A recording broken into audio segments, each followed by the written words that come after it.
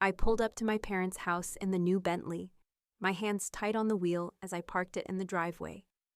The deep blue, glossy exterior gleamed in the sun, reflecting the modest suburban neighborhood that had never felt like home. My chest ached, but it wasn't from the car's price tag or the fuel it took to drive it here. It was something else entirely. The weight of the past. My name is Jennifer Fields, and I'm 29 years old. 5 years ago, I left this house. Left them behind, the people who'd never believed in me, and now I was coming back, not out of need, but because I wanted to see their faces, see the shock in their eyes when they realized how wrong they had been about me. How wrong they still were. I took a deep breath and opened the door, stepping out onto the cracked concrete. The air felt heavy, thick with the memories I had tried so hard to bury. I adjusted my sunglasses and shut the car door behind me, letting the engine hum softly in the background. I saw them, my parents, standing in the front yard. My mother in her usual flower print dress, and my father leaning against the porch railing with his arms crossed. They were staring at the car, their faces frozen in disbelief. For a moment, they didn't move, didn't speak. My mother's lips parted, and my father's brow furrowed. It was like they were seeing a ghost, or maybe something worse, a version of me they never thought would exist. "Jen?" My father finally spoke, his voice thick with something between confusion and suspicion. "Yeah, it's me," I said, my voice steady, though it caught in my throat just a little. My mom blinked rapidly, the same way she did when she wanted to seem surprised, but couldn't hide her disapproval. What's this?" she asked, her eyes darting to the car and then back to me, as if she was trying to figure out if she was dreaming. I didn't answer immediately. Instead, I just let my gaze sweep over their faces. The look of shock, the disbelief, and I felt something rise in me. It wasn't pride, it was vindication. "Thought I'd stop by," I said, letting a smile creep onto my lips. "Just wanted to show you what I've been up to. You know, all that time I spent away. The time you didn't believe I'd amount to much." My words were cold, but they tasted like sweet revenge. My father's jaw clenched. You didn't think to," he started, but he stopped himself, eyes flickering back to the Bentley. I saw it now, the flicker of shame in his eyes, the silent realization that he had never believed in me. Not truly, not the way he had in Michael or Emily or Daniel. I stepped forward, slowly, deliberately, and set my bag down on the porch. "No need to make a big deal about it," I said, my voice dripping with the satisfaction I was feeling. "I've been doing just fine, on my own." I looked at my mother, her face still frozen in that same expression of disbelief. She had always been the one to dismiss my accomplishments, the one who thought I would just fade into obscurity. I was her daughter, but I had never been good enough, never been the one to live up to her expectations. But now I was everything she'd never imagined I could be. As I stood there, watching them struggle to find words, I realized something. I wasn't just here for the revenge. I wasn't just here to rub my success in their faces. I was here to say goodbye. Goodbye to the woman I used to be. Goodbye to the girl who always tried to win their approval, because I didn't need it anymore. "I'll be around for a while," I added, turning to leave, knowing they would be left with this moment, this glimpse into the world I had built without them. As I walked back to the Bentley, I could hear my mother's voice faintly, calling out, but I didn't turn around. I didn't need to. I had already won, and they would never know the pain they had caused me, never understand how deep it ran. But I had moved on, and that in itself was victory enough. Growing up, I always felt like the invisible one. My name is Jennifer Fields, and if you'd asked my parents to name their children's achievements, I doubt mine would have even made the list. It wasn't out of malice. It was simply the way things worked in our house. Michael was the golden child, the athlete, the one whose soccer trophies lined the walls. Emily was the artist, always praised for her paintings and creative projects. Daniel? He was the charming one, the social butterfly who could talk his way into anyone's good graces. And then there was me. I didn't stand out in the way they did, so I didn't get the same attention. If I did something great, like winning the school's math competition, it barely registered. My parents were too busy celebrating Michael's latest sports victory, or Emily's upcoming art show to notice my small triumphs. They'd offer a quick, absent-minded congratulations. But there was never any fanfare. I was good at school. I had to be. I learned early that if I wanted to be noticed, I had to rely on myself. But the more I succeeded, the more invisible I became. Michael's home runs and Emily's gallery shows always took the spotlight, while I quietly took care of things like helping around the house or finishing projects without asking for help. It wasn't that I wasn't proud of my achievements. I was. But what was the point when no one cared? When I won that math competition in 8th grade, I thought maybe this would be the moment I would finally earn their respect. I imagined a family celebration, my parents maybe even putting my trophy up next to Michael's soccer awards.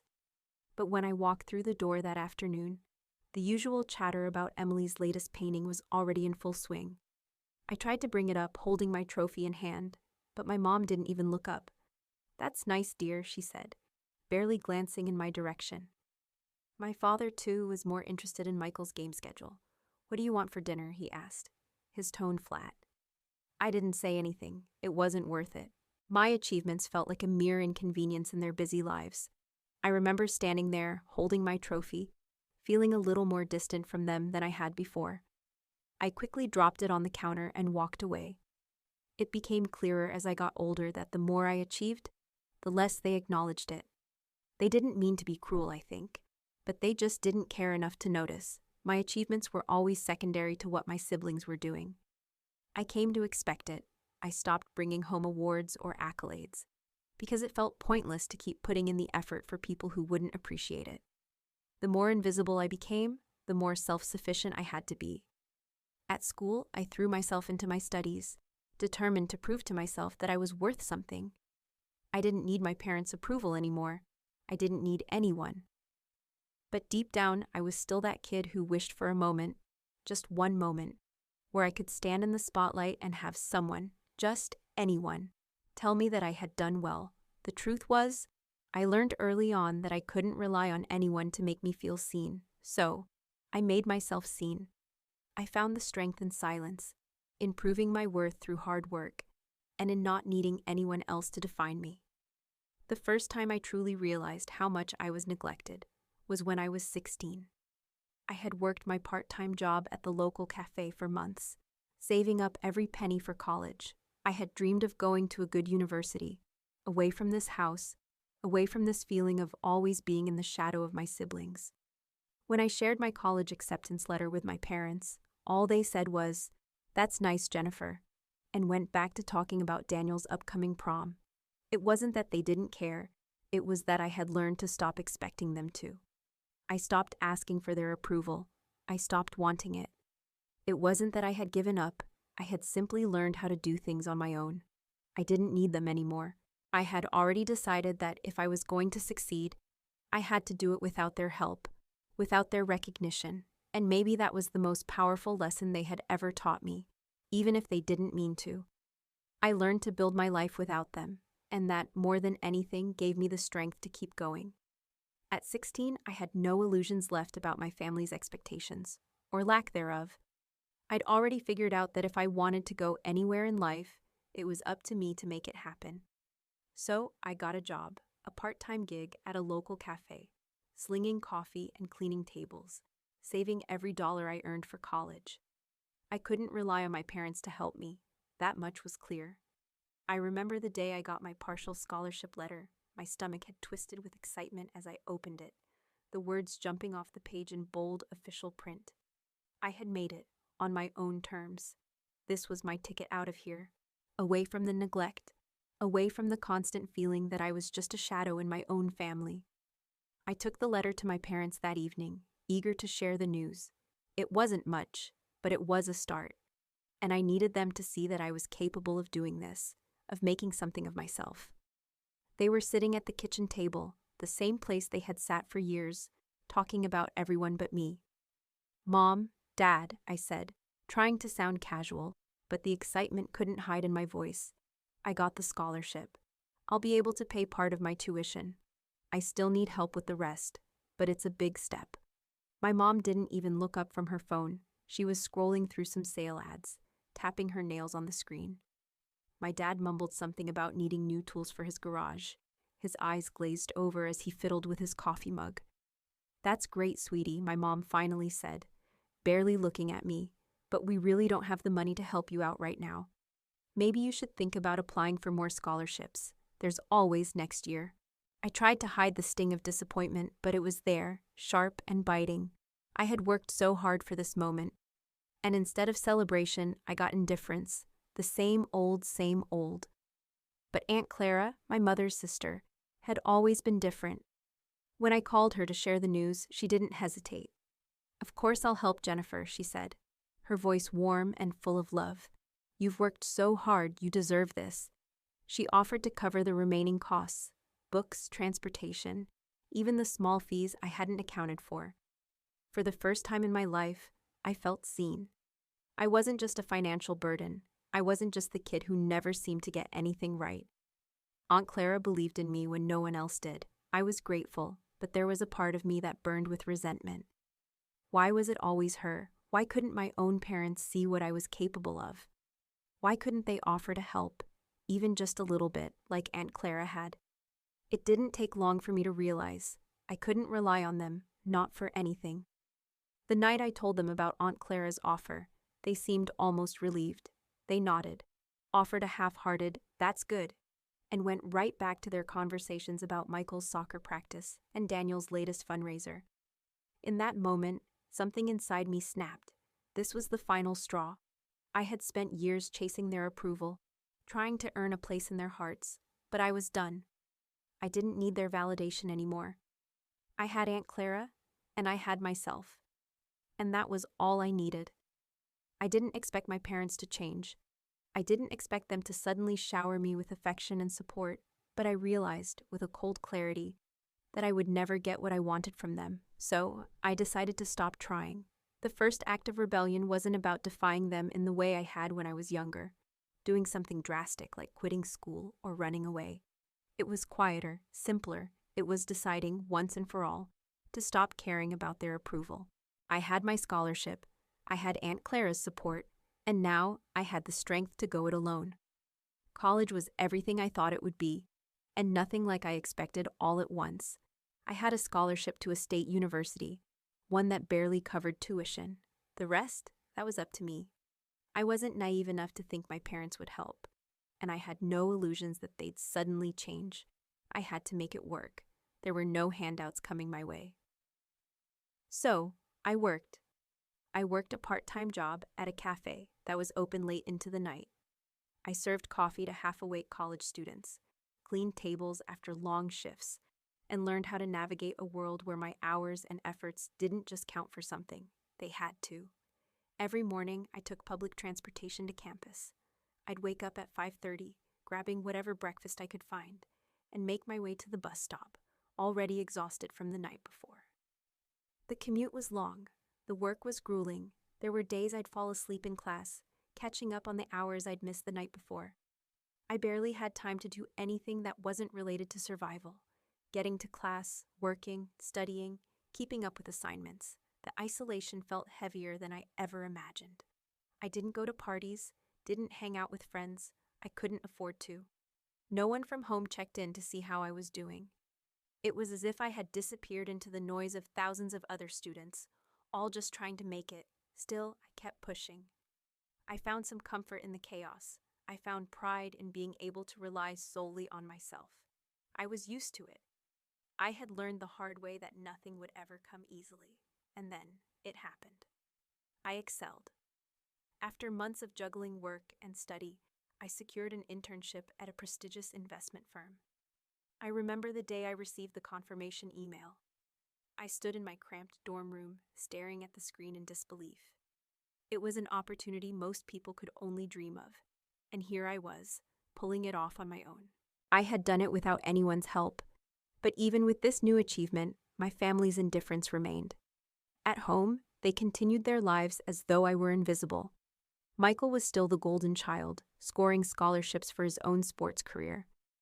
Emily, as always, was the celebrated artist, receiving praise for her creativity, and there was Daniel, always with a group of friends, always with his social life thriving, while I sat in my dorm, cramming for exams between shifts. When I did speak to my family, it was to hear about how Michael was on track for a professional contract, or how Emily had sold another painting, or how Daniel had just gotten a car from our parents. It was as if they were all in some race I wasn't even a part of. I remember one phone call, a few weeks before my internship started. I was tired, barely keeping my eyes open, but I answered the call from my mom. "Jennifer," she said, her voice more interested in telling me about her latest shopping spree than hearing about my achievements. "Michael's getting a new car, and we're throwing him a party. You can't imagine how hard it is to coordinate everything. And oh, Emily's sold another piece. Her art's really taking off." I wanted to scream into the phone. I wanted to tell her about my internship, about how I was working twice as hard to even make it through college, about how I was already seeing the fruits of my labor, but I didn't. I just nodded and said, "That's great," because in my heart, I knew it didn't matter. None of it mattered to them. As I finished my first semester, with all the pressure of making ends meet still weighing on me, I started to notice the shifts in my thinking. I wasn't angry anymore. I had stopped expecting any kind of recognition from them. I had made it this far on my own, without them, and yet, despite all the success I was achieving, I realized that I wasn't seeking validation anymore. I didn't want or need to prove anything to my family. My worth wasn't measured by their approval. My worth was in what I had done, on my own, without anyone but myself to rely on. I had learned that it wasn't about them. It was about me, and I was going to succeed, whether they saw it or not. At the end of the semester, I moved into a small apartment, away from my parents, away from the expectations. The space was small, but it was mine. There was no judgment. There was no comparison. It was just me and my work, and I was finally at peace. Thanksgiving had always been an event I dreaded. It wasn't the food or even the tedious family banter. It was the glaring absence of recognition for anything I had done. Every year, I found myself serving the same role, the invisible one, the one who wasn't important enough to be acknowledged beyond the obligatory, "Hey, how are you?" That felt more like a formality than genuine concern. That year, I had spent the day by myself, alone in my small apartment with a takeout dinner. It wasn't sad, really, it was more a realization. A realization that my family, with their perfect homes, their perfect lives, and their growing lists of accomplishments, had no place for me. I wasn't part of the picture, never had been. The phone didn't ring that day. There were no invites, no messages. I was excluded, but it was nothing new. My parents were with Michael and Emily, celebrating their latest successes. Daniel was there too, probably getting an apartment or car, as usual. I wasn't even surprised by the silence. It had been the same for years. By the time the next Thanksgiving rolled around, I had had enough. I was tired of playing the part of the forgotten one. I had worked my butt off to make something of myself. I had worked, struggled, fought through every challenge without their help. And yet, they couldn't see me, couldn't see what I'd accomplished. So I decided to show up uninvited. I had no idea what I was hoping for. Maybe an apology, maybe some recognition. But mostly, I just wanted to be seen. I made my plan carefully. I didn't show up with a big show of defiance, but something simple, a pie. A nice homemade apple pie that I'd baked myself. Something that said, "I'm here and I'm part of this family, whether you acknowledge me or not." The night of Thanksgiving, I drove to their house. I parked a little further down the street, out of sight. I didn't want the drama to start as soon as I walked in. I wanted to control when they saw me, how they saw me. When I rang the doorbell, my mother answered. Her face froze for a second, but she quickly masked it with a tight smile. "Jennifer, you made it," she said, a little too cheerfully. "We weren't expecting you." "No, you weren't," I replied, holding out the pie. "I thought I'd bring something for the table."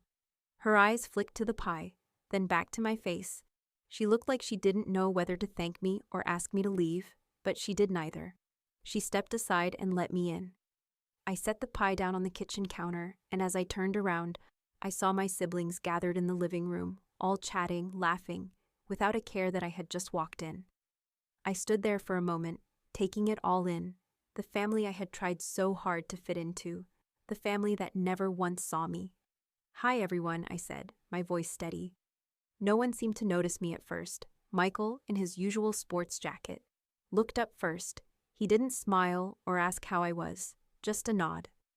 Emily looked at me with a raised eyebrow, as if she didn't recognize me at all. Daniel didn't even glance up, absorbed in his phone. I felt the sting of rejection, but it was different this time. I wasn't crushed by it. It wasn't because I wanted their approval anymore. It was because I had come to realize, after all these years, I would never get it. I sat down in the empty chair at the table. The coldness in the room wasn't lost on me, but I felt strangely calm. This was my family's way. They never needed me until they wanted something, and when they didn't, I was invisible. Dinner was awkward. The conversation continued without me, as if I wasn't even there. My family laughed, shared stories of their kids, their homes, their careers, the usual. But the moment that stung the most was when my mother casually mentioned, "We're so glad Michael and Emily have settled down with everything. It's been such a relief." I almost choked on my drink. The irony was too much. My hard work had built the life I was living now. I had sacrificed everything. And still, they couldn't see me for anything other than what they wanted to use me for. I couldn't do this anymore. This wasn't my family. This wasn't the kind of love I wanted. I wasn't a piece to fit into their perfect puzzle. I was just a tool to be used when it suited them. As the night wore on, the awkwardness didn't change. I took a deep breath, realizing that nothing was going to change. No amount of effort would ever make them see me as I wanted to be seen. They were set in their ways, and no pie or unexpected visit would change that. When I left, I didn't look back. There was no grand exit, no final word. I just walked out and drove away. But as I got into my car, I felt a shift inside me. I wasn't looking for their approval anymore. I didn't need it. I had proven I could do this on my own, and that was enough. And for the first time, I felt free. Free from their expectations, free from their judgments. I was done playing the part of the invisible child. From here on out, I was living for me, and no one was going to take that away. I graduated from college with honors, securing a prestigious position at Goldman Sachs. It was the culmination of everything I had worked for, everything I had sacrificed. No more waiting for validation from my family. I had done it on my own. I had made it. But as I walked across the stage to accept my diploma, something gnawed at me. I didn't see my parents in the crowd. They hadn't come. I wasn't surprised, but I felt a pang of disappointment that I couldn't quite shake. I had done everything I could to get to this moment, and they had missed it. The next day, my parents called me, and I braced myself for what I knew was coming. "Jennifer," my mom's voice crackled over the phone. "We're proud of you, of course, but there's something we need to talk about." I didn't need to ask what it was. "What is it?" I said, my tone flat. "Well," she continued, "we think it's time for you to move out. You're done with school now, and it's time for you to start your next chapter. You know, like Michael did. He's been living on his own for years now." A cold wave of realization washed over me. After everything I had done, all the sacrifices, the hours of grueling work, the relentless drive to prove myself, not to them, but to myself, they wanted me out. They couldn't even let me enjoy the success that I had earned. "Okay," I said quietly, "I'll figure something out." There was a brief pause, and then my father spoke up, as if reading from a script. "We think it's for the best. You're independent now. You don't need us anymore." No, I didn't need them. I never really did. And yet, part of me felt that sting again.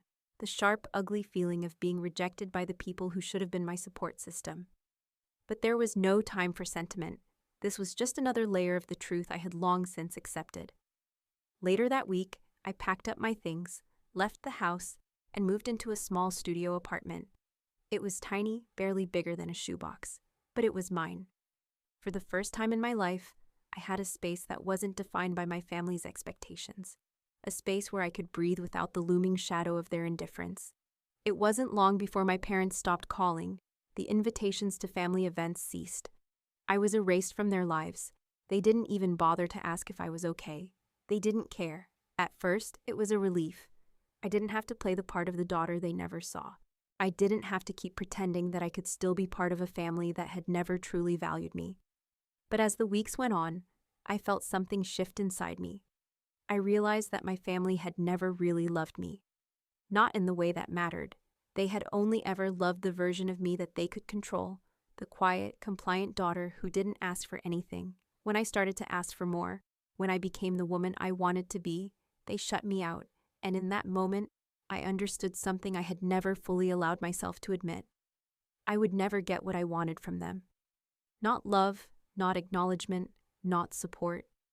They had pushed me away when I needed them most, and now I had to accept that they would never come back.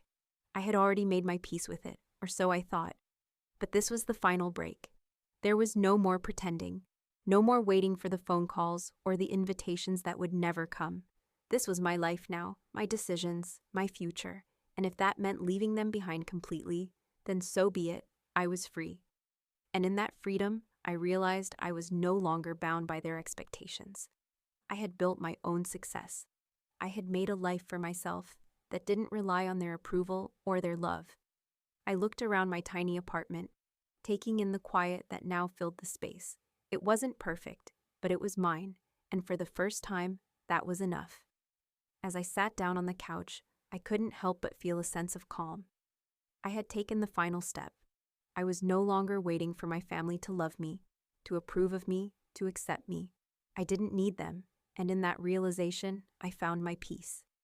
It had been 3 years since I'd spoken to anyone from my family, 3 years since I'd walked away, determined never to look back. But then, one afternoon, my phone rang. The number on the screen made my heart stop for a moment. My mother, I hadn't heard from her in years. I debated answering, but curiosity won out. I swiped to pick up, my finger trembling slightly.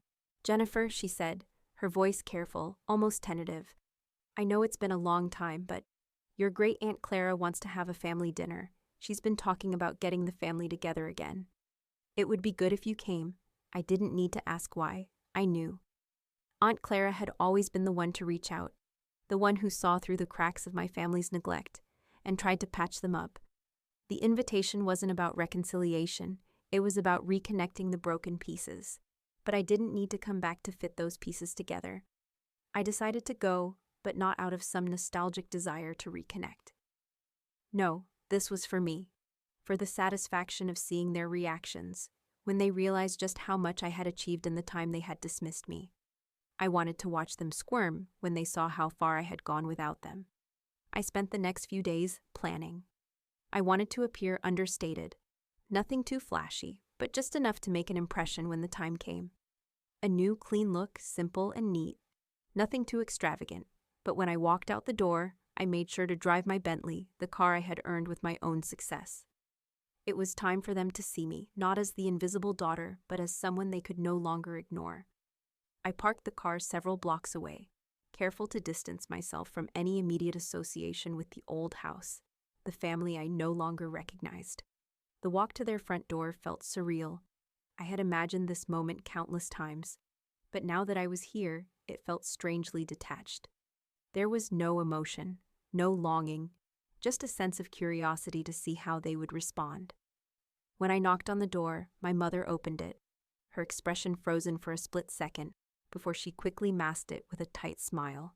"Jennifer," she said, almost too eagerly, as if trying to convince herself that this wasn't awkward. "I'm so glad you could make it." "Of course," I said, a calmness in my voice that matched the emptiness I felt inside. "Thanks for inviting me." She stepped aside to let me in, her eyes darting to the sleek car parked outside, as if it was the first sign that something had changed. Inside, everything was just as I remembered. The same pictures on the walls, the same outdated furniture, the same smiles plastered across the faces of my siblings. Michael was chatting with his friends. Emily was deep in conversation with a few people from her art class. And Daniel was, well, doing Daniel things, as always. They didn't notice me at first. No one did. The room buzzed with laughter and chatter, but when my presence finally registered, it was as if the air shifted. Michael glanced up first, and his eyes widened just a fraction. Emily's gaze followed, lingering for a moment before she looked away, her face contorting into something I couldn't quite read. Daniel didn't even bother to make eye contact. I stayed quiet, letting them absorb the sight of me. This wasn't about me trying to fit in or demanding attention. No, this was simply me, standing in their space and making them recognize me. Aunt Clara, of course, was the first to approach me, a warm smile on her face. "Jennifer, darling, you look wonderful. I'm so glad you could come." I returned her smile, but my attention was elsewhere. As I sat down at the table, I could feel the undercurrent of tension in the room. It wasn't obvious at first, but the more I watched my family try to carry on with their conversations, the more the dissonance became clear. They didn't know how to interact with me anymore. They were uncomfortable, unsure of what to say. Their polite smiles couldn't mask the awkwardness that filled the air. The dinner proceeded as it always did. Superficial, filled with chatter about the success of the Wright children and the lives they were building with support from my parents. Michael was on his usual sports kick, Emily proudly sharing her latest art exhibition, and Daniel talking about some new business venture he'd just started. The usual. But me, I was invisible, just as I had always been. No one reached out to ask what I had been up to. No one seemed to care. I had been waiting for this. I wasn't angry anymore. Not the way I once was, but the cold realization of my family's indifference hit me again. They didn't care. They didn't even ask what I was doing with my life. As if my success didn't matter. But then, Aunt Clara, ever the bridge between worlds, finally asked the question that made everyone stop in their tracks. "So, Jennifer, what do you do now?" She smiled warmly at me, her eyes full of genuine curiosity. The room grew still. Everyone's eyes were suddenly on me. It wasn't confrontational, it was curious. And it was the first time in years that I felt the urge to speak, to finally tell them who I had become. I paused for a moment, savoring the tension. "I work at Goldman Sachs," I said, my voice steady, a quiet pride settling in my chest. The reactions were immediate, and nothing like I had expected. Michael's jaw clenched slightly, his earlier confidence faltering. Emily's face went blank, and Daniel looked like he had just been caught off guard. There was no applause, no congratulations. Instead, there was just silence, thick and uncomfortable. It wasn't loud or dramatic, but it was powerful in its own quiet way. I didn't need to say anything more. My success spoke for itself, and as the realization sank in that I had surpassed all of them, achieved everything they had once assumed was beyond me, the room became stifling, and as they scrambled to regain their composure, I sat back, a silent victory filling my heart. They could no longer dismiss me.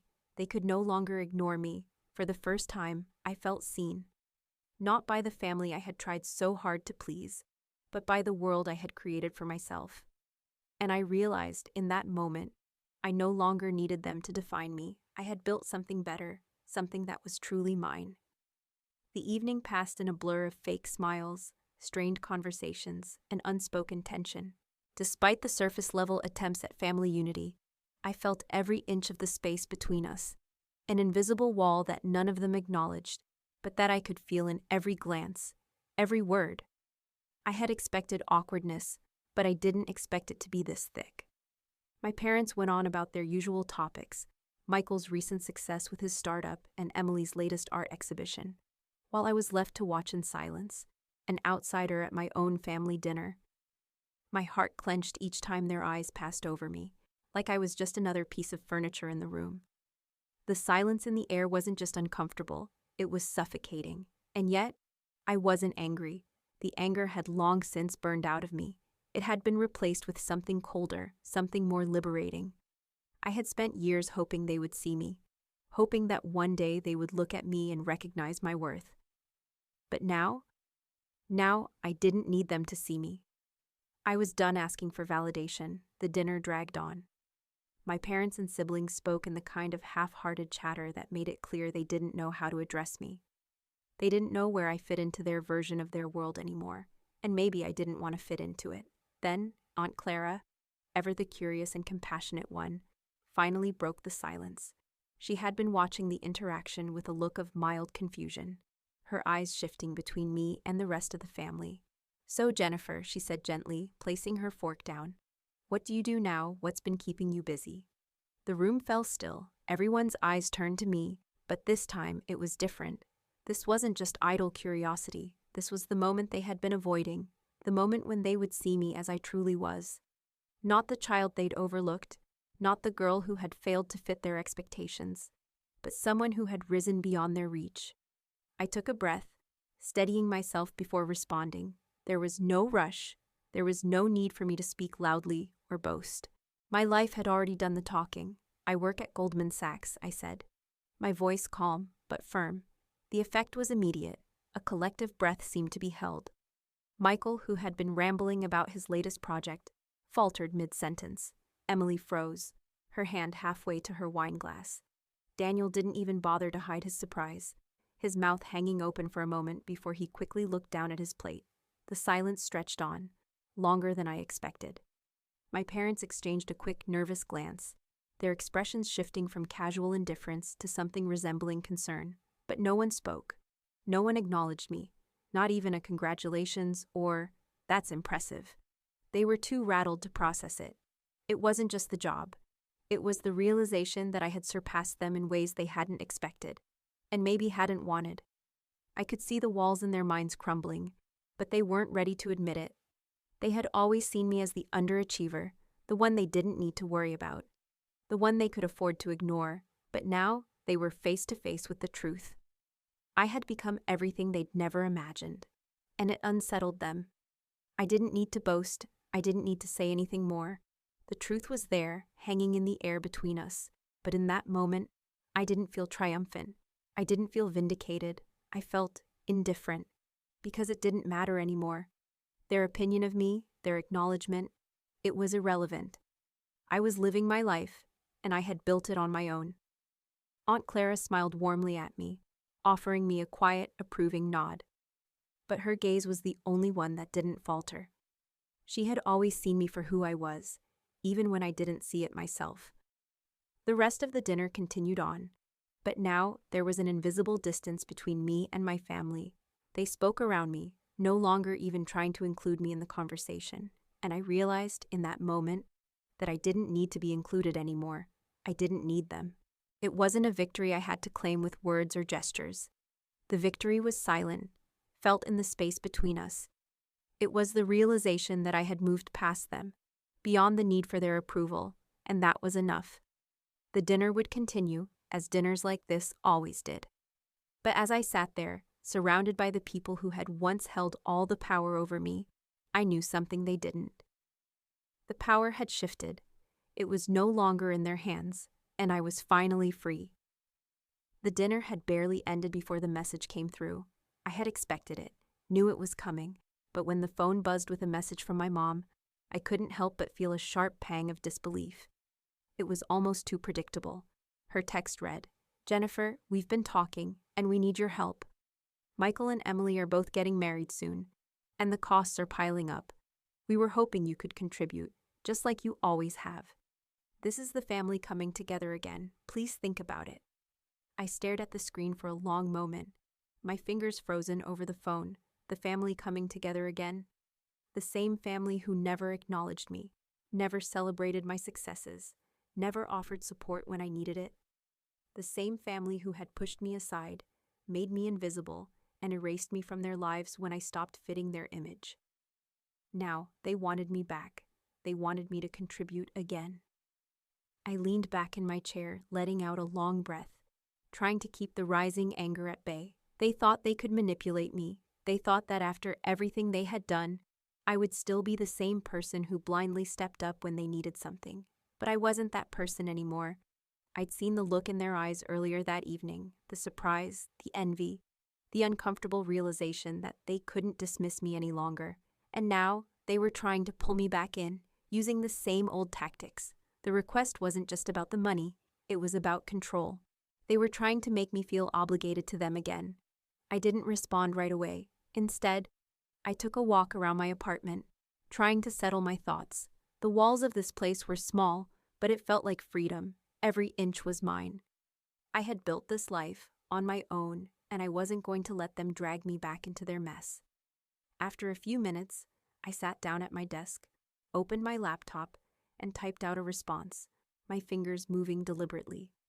I've thought about it, and the answer is no. This is the same manipulation you've always tried to pull. You've never shown me support, and now you want to use me again. I'm done. It wasn't harsh, it wasn't dramatic, it was just the truth.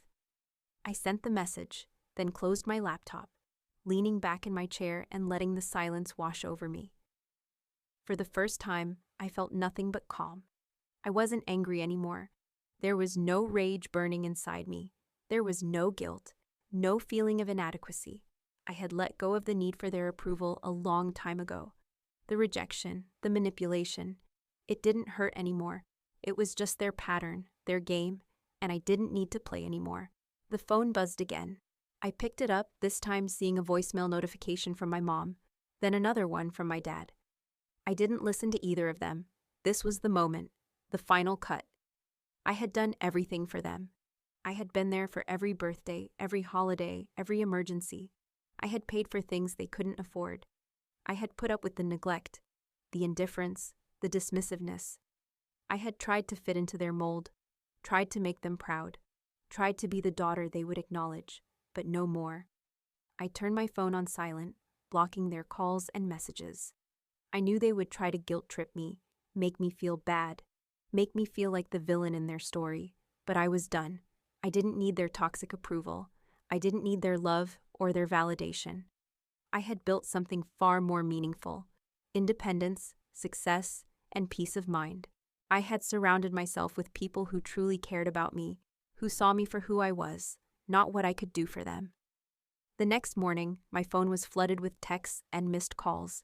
It didn't matter. I didn't look at them. I didn't need to. I was free. And as I stood at the window of my apartment, looking out over the city, I felt a sense of release.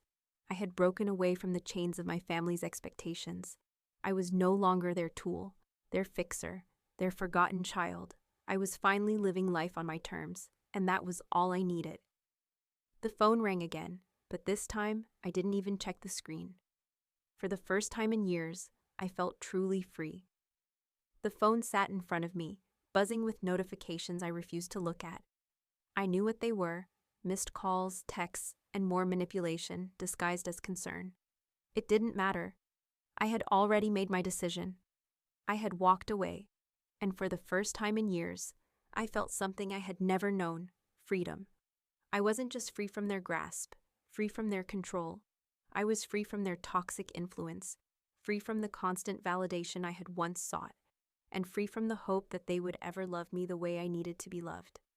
I had built my own life, in my own way, on my own terms, and I had created something far more valuable than anything they could offer me: self-worth, independence, and a career that filled me with purpose. I didn't need them, not for money, not for validation, not for approval. They didn't define me, not anymore. It had been a few weeks since that dinner, since that final cut, the last real contact with my parents.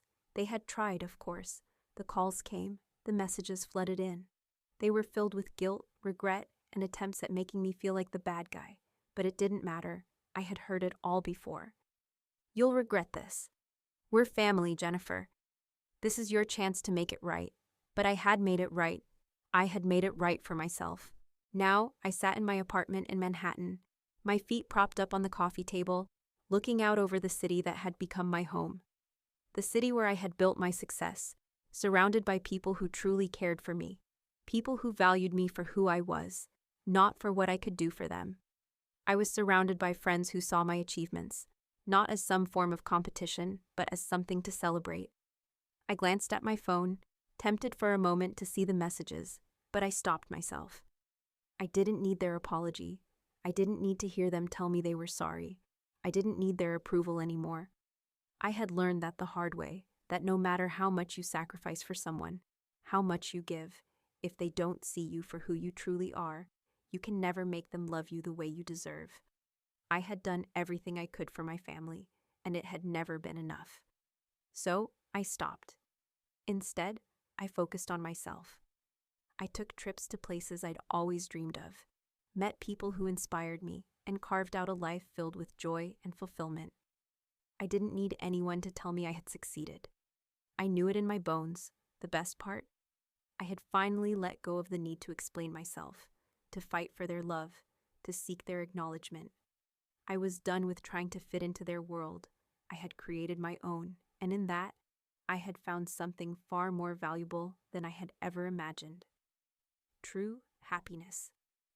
I sat back in my chair, taking in the peaceful silence of my apartment, the hum of the city beneath me. I thought about how far I had come, how many times I had felt alone, overlooked, like I wasn't worthy of anything, and now I was content. More than content, I was free. The phone buzzed again. It was another message from my parents, another attempt at pulling me back into their world with the same tired arguments. But this time, I didn't feel the sting. I just smiled, knowing that I had the power to choose who I let in my life.